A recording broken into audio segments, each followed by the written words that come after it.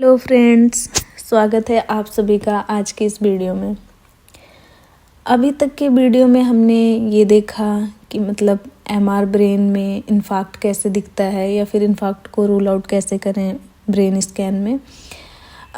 तो आज हम देखेंगे कि सीटी स्कैन में इन्फाक्ट कैसे ढूंढते हैं या फिर कैसे रूल आउट करते हैं इन्फाक्ट को। ठीक है, वो भी एक्यूट और क्रोनिक कैसे डिफ़ाइन करते हैं या फिर कैसे पता चलता है कि ये एक्यूट इन्फाक्ट है या फिर क्रोनिक इन्फाक्ट है। आज के इस वीडियो में हमारा जो टॉपिक रहने वाला है वो ये रहेगा कि हम सीटी ब्रेन में इन्फाक्ट को कैसे रूल आउट करें। फ्रेंड्स, मेरे दूसरे चैनल का लिंक जो है इस वीडियो के डिस्क्रिप्शन में है, आप वहाँ से जाके कुछ नई चीज़ें सीख सकते हैं। तो अगर आपको पसंद आता है तो चैनल को सब्सक्राइब कर लेना, लाइक कर देना वीडियो को और शेयर कर देना।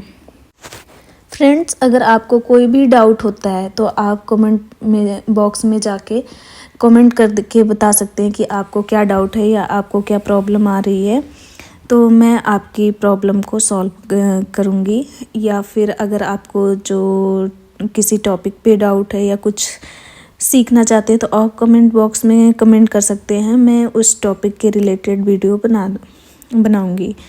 तो फ्रेंड्स, टाइम को बिना वेस्ट करते हुए हम बढ़ते हैं अपने टॉपिक की ओर। हमने स्कैन ओपन कर लिया है। अब हम इसमें देखेंगे कि इन्फाक्ट कैसा दिख रहा है, वो एक्यूट है या सब एक्यूट है या फिर क्रोनिक है।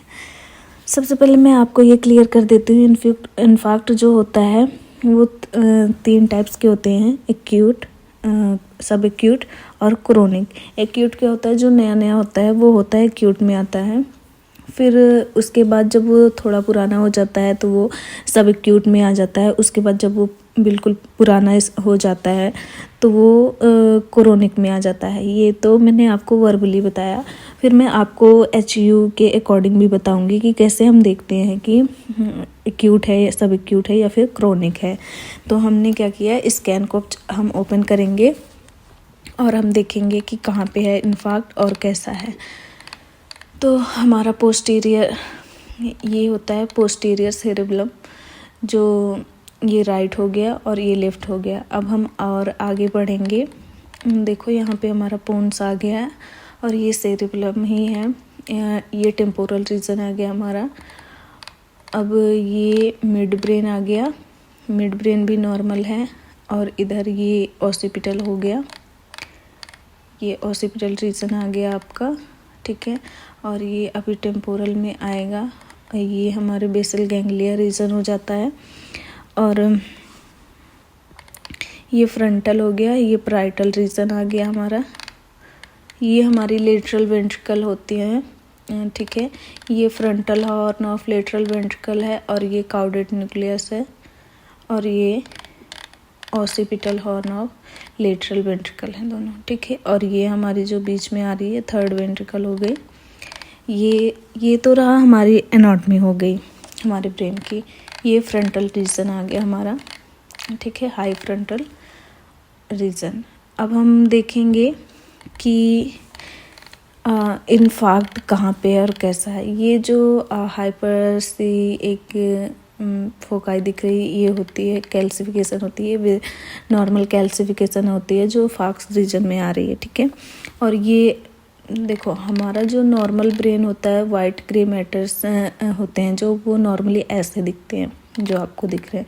बट यहाँ का जो एरिया है ये ज़्यादा हाइपो दिख रहा है, ठीक है, नॉर्मल से। और आपको देखो लेफ़्ट पैराइटल रीजन में भी इन्फाक्ट है, इस पेशेंट को हाइपोडेंसिटी आ रही है। और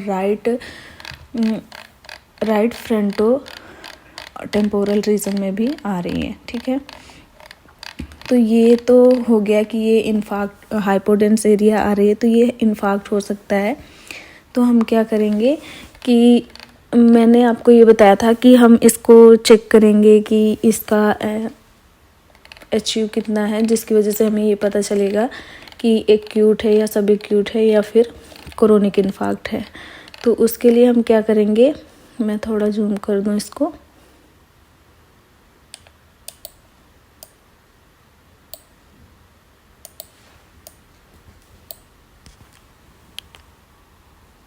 ठीक है, कर दिया है।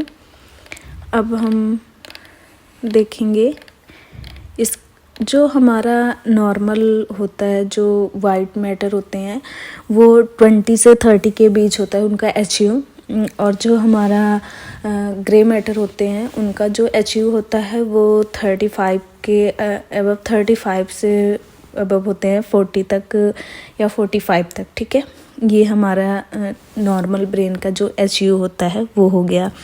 बट अब इस HU से कुछ ऊपर है या इससे कुछ कम है HU इन नॉर्मल HU से, तो वो या तो इन्फार्क्ट होगा, या हाइपर है तो वो ब्लीड भी हो सकती है, या फिर कैल्सिफिकेशन हो सकती है, लाइक दैट। कुछ कभी कभी लीजन भी होते हैं, जो लीजन भी होते हैं उनका भी HU ज़्यादा होता है।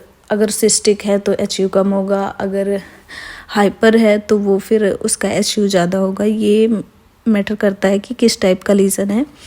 तो हम क्या करेंगे, अभी हम HU मेजर करते हैं और देखते हैं कि इसका जो हाइपोडेंस एरिया आ रहा है उसका HU कितना है।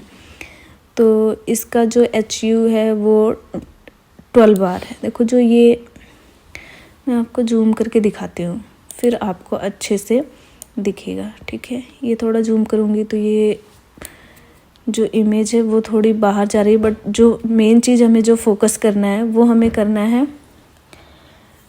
वो हमें HU के लिए देखना है। तो मैं थोड़ा आपको सिर्फ ये एरिया कवर कर रही हूँ, बाकी एरिया आप छोड़ दीजिए तब तक के लिए। हम HU देखना है हमें, क्योंकि अगर हो सकता था आपको ना दिखे, तो इसलिए मैंने इसको थोड़ा जूम कर दिया है। ठीक है, अब मैं इसको सेंटर में कर देती हूँ। हमें सिर्फ HU देखना है, और मैं आपको नॉर्मल एरिया का भी HU दिखाऊंगी। ये तो हो गया जो हमारी हाइपोडेंस एरिया आ रही थी उसका HU, और मैं आपको दिखाती हूँ इधर से ये, क्योंकि ये तो normal white and grey matter हैं। इसका HU देखो 32 आ रहा है, तो ये तो हमारा नॉर्मल हो गया। इसका HU कम है तो ये एबनॉर्मलिटी हमें दिख रही है। तो इसको हम करते हैं डिलीट। अब हम इसको लाते हैं बराबर पे। ठीक है, अब यहाँ पे भी जो आ रहा है इसका भी HU मेजर करके मैं आपको दिखाऊंगी।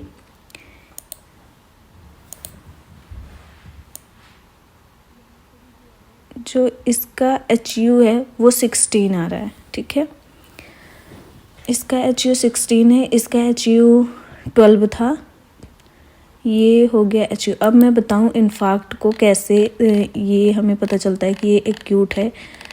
अगर हम इस पे देखो, यहाँ पे तो हमें कम था, पर यहाँ पे हम देखेंगे 16 आ रहा है। ठीक है, तो अब मैं आपको ये बताऊंगी कि अब कैसे पता लगाएंगे। जो नॉर्मल ब्रेन का HU होता है वो मैंने आपको बता दिया कि वो 20 के अबव होता है, लाइक 22-25 से 30 तक होता है। जो वाइट मैटर होते हैं, जो ग्रे मैटर होते हैं, उनका 35 to 40 होता है HU। ठीक है, अभी जो हमारा राइट साइड में HU आया था, राइट साइड में जो हाइपोडेंस एरिया थी उसका जो HU आया था वो 12 था।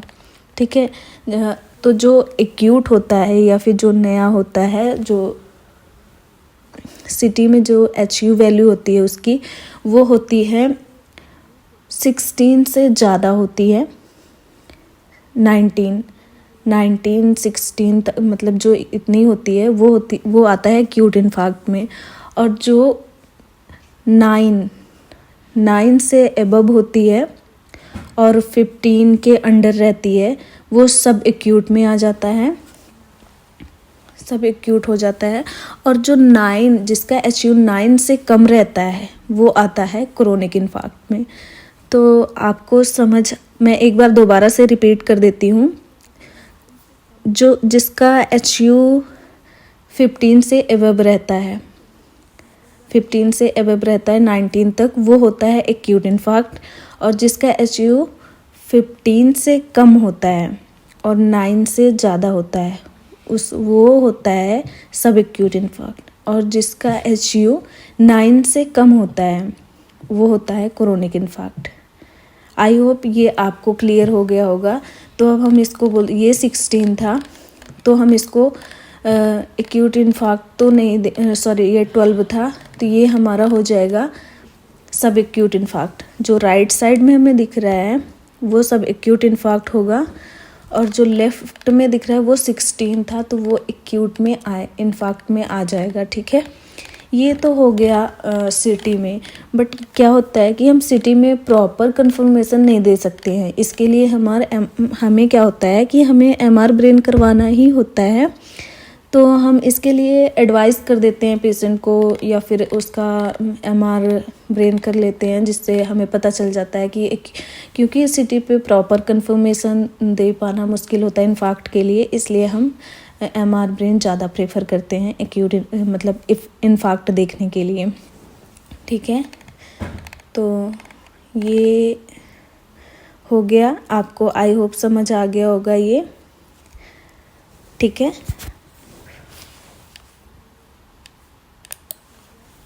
फ्रेंड्स, अगर आपको वीडियो पसंद आई हो तो वीडियो को लाइक करें और चैनल को सब्सक्राइब कर दें